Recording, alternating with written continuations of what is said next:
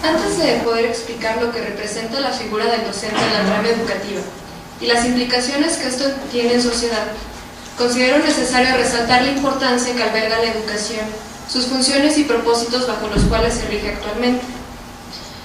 La educación en gran medida ha sido uno de los principales pilares encargados en sostener y reproducir intereses, diferencias, desigualdades dentro de la sociedad. Pero también ha posibilitado la concientización, la crítica y la generación de grietas, razón por la cual es imposible creerla o deslindarla como algo autónomo a un proyecto de nación y de lógicas internacionales, de valores, visiones y discursos. Es por esto que todo proyecto educativo es un proyecto político, el cual se rige y se estructura con el propósito de formar un determinado tipo de ciudadano. Para entender los diferentes aspectos que impactan en la trama educativa, retomo razonamientos de dos grandes posturas, que son el estructural funcionalismo y la pedagogía crítica. El primero de ellos, el estructural funcionalismo, nos habla de la importancia de la preparación de generaciones jóvenes para su adecuada inserción en la sociedad, en donde ideas de individualización, especialización, adaptación y funcionalidad del ser social son enseñadas y sustentadas a través de la figura e imposición del docente y por medio de la cultura del miedo y del silencio. Esto se da a través de un proceso jerarquizado de enseñanza-aprendizaje que busca la interiorización, aceptación y justificación de la necesaria desigualdad y diferencia que se engendra y consolida en sociedad. En sí, esta postura se interesa en cómo se transmiten las normas y valores en el contexto escolar, en donde los estudiantes aceptan incuestionablemente un conjunto de creencias, reglas, valores y disposiciones como algo fundamental para el correcto funcionamiento de la sociedad. Es por esto que cuando los fenómenos educativos pierden esa dimensión alternativa, utópica, que va más allá del estado actual de las cosas, se convierten en un mero proceso de socialización reproductora. Ahora, desde la pedagogía crítica, que de manera más amplia considera a las prácticas educativas como un proceso político vinculado a la pedagogía, es en donde se da un entrenamiento tanto social, político y económico, en donde el educador adoctrina al educando de manera que éste lo acepte. Pero esta postura también busca entender cómo este proceso educativo engendra espacios de relativa autonomía que permiten la resistencia para la liberación, emancipación y apropiación de la conciencia. Trata, por tanto, de entender a la sociedad a partir de lo que ésta niega, de lo que excluye, de la censura y del límite. Rescata la experiencia propia y de los otros. Acentúa la importancia de las subjetividades de la búsqueda y construcción mutua del significado y el conocimiento, y cómo esta búsqueda se ve constreñida y distorsionada por condiciones sociales y económicas que la enmarcan. Relacionando desde estas dos visiones y las posturas desde las cuales dan razón a las distintas implicaciones que hay en la trama educativa, también es pertinente señalar que existe cierta homogenización tanto cultural, política, religiosa, económica. Sin embargo, también es posible entender que hay diferencias y unicidades en el proceso educativo, señalando así su constante cambio, ajuste, resistencia y enfrentamiento.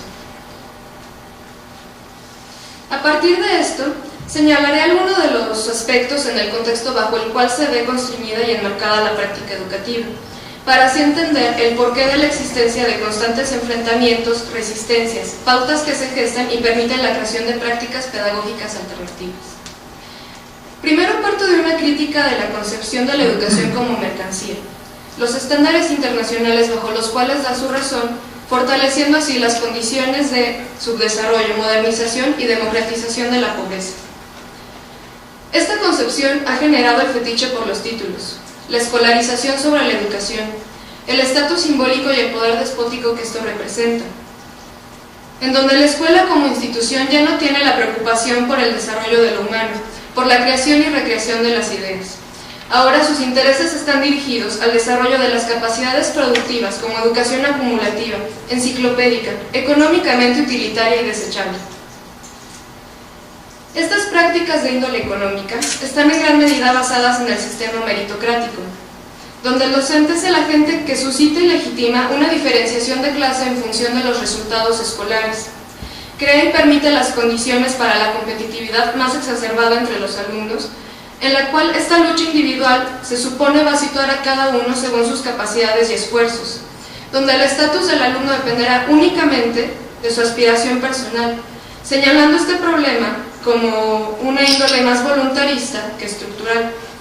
Es por esto que escuchamos palabras llenas de fuerza como emprendedores, confianza en sí mismo, tenacidad, disposición, asumir riesgos. Son palabras que nos hablan de una determinada visión del mundo, a través de las cuales se transmite una filosofía. Son palabras que engendran el fatalismo y sobre todo han engendrado la sumisión, teniendo así una relación con la escuela, la cual no solamente se encarga de forjar este destino social, sino también la imagen que las personas se crean de este destino, lo que contribuye a explicar la llamada pasividad de los dominados. De esta manera, al considerar la educación como un elemento meramente económico y lucrativo, basado en competencias para la inserción laboral, donde las capacidades son valoradas como potencialidades para el mercado, donde el talento humano debe ser aprovechado y explotado para hacer frente a necesidades venideras, mediante destrezas y conocimientos especializados. Es todo esto que permite considerar o entender cómo se da un proceso de adaptación y selección asociados a cambios y necesidades económicas, donde sujetos sociales pasivos, en un proceso tendenciosamente de adecuación, se va diluyendo su capacidad de decisión, de poder y castra su creatividad. Un ejemplo de ello son las llamadas sociedades de la información y el conocimiento, que a través de este discurso de democratización y universalización de la información, ha acrecentado aún más las brechas de exclusión, ya que este acceso no está equitativamente repartido, como tampoco lo está el acceso al desarrollo de las capacidades intelectuales que permitan interpretar dicha información. Otro ejemplo son los planes de estudio a nivel básico primario, donde encontramos como propósitos de enseñanza-aprendizaje la adquisición de un segundo idioma obligatorio que es el inglés, propósitos de lectoescritura dirigidos al total de números de palabras leídas en voz alta, en donde las horas dirigidas a matemáticas, español e inglés sobrepasan por mucho a materias como historia o educación artística. Este proceso se ha legitimado discursiva y valorativamente a través de ideas como competencias para la vida, liderazgo, modernización y calidad de la educación. A su vez, las formas de evaluación más de corte empresarial que de gestión educativa, como pueden ser PISA, los estándares de habilidades digitales y manejos de las TIC, programa Enciclomedia, prueba enlace, programa de escuelas de calidad, entre otros, crea toda una cultura de la evaluación que nos encamina a la constante simulación, legitima la competitividad, acrecenta más las brechas de desigualdad, ya que son pruebas y programas que están totalmente descontextualizados ante la enorme gama de sucesos, cotidianidades y realidades escolares. Son situaciones que han creado ambigüedades, ya que en la realidad cotidiana están presentes las contradicciones que surgen a partir de este discurso, lo que también ha permitido y fortalecido las resistencias, pero también se mantienen y reproducen las prácticas de simulación permanente. Estas son algunas de las situaciones que en cierta medida constriñen el proceso educativo, pero es dentro de la cotidianidad escolar donde podemos considerar al educador como la autoridad y voz de mando dentro del aula. Es quien a través de su experiencia, de su conocimiento de carácter moral e intelectual, ejerce la interiorización de la educación y el aprendizaje mediante un proceso de identificación y aceptación de normas y valores. Es en las prácticas escolares cotidianas donde se comunican las orientaciones y prioridades reales que definen el trabajo de los maestros, donde los usos y tradiciones institucionalizados se enfrentan de manera constante a los rituales normalizados e introyectados. El profesor es quien ejerce y permea este discurso de igualdad ante el aula, sin las consideraciones de que sí existen diferencias sociales, económicas y familiares de los educandos, quien puede camuflar y ocultar los intereses y valores dominantes que se transmiten a través de la interacción escolar. Pero también es quien construye el escenario pertinente para la construcción de la historia cotidiana colectiva, para la formación de las capacidades que permitan la conciencia, la autonomía y la apropiación del conocimiento. Es el profesor quien de manera constante transmite orientaciones de carga valorativa e interpretaciones de la realidad, define las maneras de comportarse, y es solamente en la escuela física y concreta, donde adquiere existencia real, compleja y heterogénea, lo que se supone debe hacer y hacerse en la escuela. Es por esto que el educador debe considerársele como un sujeto histórico e incompleto, con saberes propios, que tiene potencialidades y limitaciones. Son sujetos que han de apropiarse de saberes y prácticas, de normas y ritos. Todo esto que han de usar para legitimar o controlar acciones propias y ajenas, siendo así que no es posible considerar la práctica educativa de manera pasiva, ya que cada maestro tiende a presentar esa heterogeneidad y puede ser amplia la variedad de acciones que llevan a cabo en distintos momentos. En sí, tanto sistema educativo, escuela y aula son un todo articulado. Los cambios son impuestos más que planeados. Hay resistencia inicial en las comunidades escolares, no podemos hablar de una inmediatez. Sin embargo, al pasar el tiempo, se van filtrando y adaptando, pero también se crean alternativas y visiones educativas diferentes ante esta imposición. El eje central de la educación debe ser la creación de las capacidades humanas. Sin embargo, este problema no radica únicamente en lo educativo. También es necesario dimensionar este problema a nivel político, económico, social y cultural. Es por esto que hay que preguntarnos qué cambios son, cuáles son sus consecuencias tanto sociales, políticas, económicas y culturales, y qué tipo de valores son los que entran en juego para que esto se lleve a cabo. En sí, el papel que desempeña el docente ante su cotidianidad escolar nos permite entender que son actores fundamentales para la reproducción o cambio de condiciones educativas que nos conciernen. Y cierro con una cita de Carlos Carrillo. El maestro jamás debe sujetarse en sus lecciones al cartabón que marcan los preceptistas. El maestro ha de ser un artista, en toda la extensión de la palabra, y no un servil imitador. ¿Cuándo ha visto usted que dos artistas proceden del mismo modo en la ejecución de una obra? ¿Cuándo ha visto usted que un mismo artista interprete de la misma manera una obra varias veces? La uniformidad en los procedimientos es rutina, es estancamiento. La enseñanza debe impartirse tomando en cuenta el modo de ser, siempre cambiante, del educando. Que pronto se cansan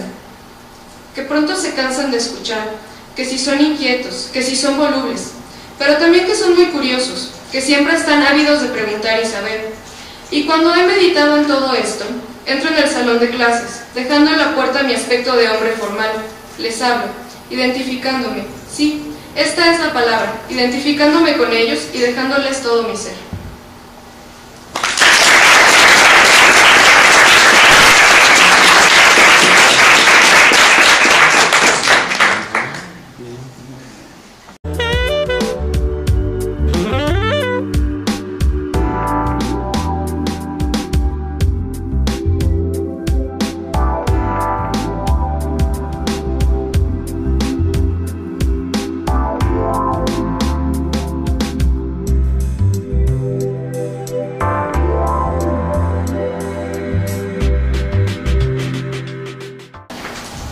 Antes de poder explicar lo que representa la figura del docente en la trama educativa y las implicaciones